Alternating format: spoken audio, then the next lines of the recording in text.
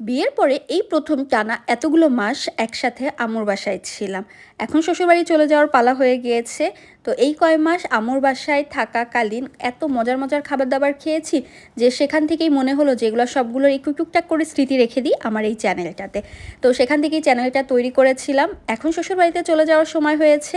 আর এটা হচ্ছে আমাদের চলে যাওয়ার আগের দিন রাতের খাবারের আয়োজন। দুপুরেও অনেক আয়োজন ছিল, রাতেও ভিন্ন আয়োজন ছিল। তো আজকে প্রথমে খেয়ে নিয়েছিলাম হচ্ছে করলা ভাজি দিয়ে। করলা ভাজি রিসেন্ট খুব তিতা লাগছে, সেজন্য বেশি নিই নাই, অল্প একটু দিয়ে খুব মজা করে খেয়ে নিয়ে এরপরে নিয়ে নিয়েছি আম্মুর সিগনেচার একটা আইটেম, সেটা হচ্ছে বেগুন ভাজি। আম্মুর এই বেগুন ভাজিটা এত মজা হয়, একদম গরম গরম উঠিয়ে খেতে অসাধারণ লাগে। এবং এরপরে নিয়ে নিয়েছি হচ্ছে ইলিশ মাছ ভাজা। ইলিশ মাছ তো যেভাবেই করে না কেন আমার খুবই মজা লাগে। আর ইলিশ মাছ ফ্রাই হলে তার সাথে একটু পেঁয়াজ আর শুকনো মরিচ ভাজা হলে তো কথাই নেই, খুবই মজা হয়। চিংড়ি মাছও ছিল, কিন্তু চিংড়ি মাছটা এখন আর আমি নিই নাই। এরপরে নিয়েছি হচ্ছে মাছের এই তরকারিটা। এই তরকারিটা এত মজা হয়েছে বুঝতে পারিনি। প্রথমে অল্প একটু নিয়েছি কারণ পুরাই ফুল হয়ে গিয়েছিলাম, কিন্তু খেতে এত মজা হয়েছে যে পরে আরও তরকারি নিয়ে আরও ভাত দিয়ে খেয়েছি। আলহামদুলিল্লাহ এই সব কিছুর জন্য।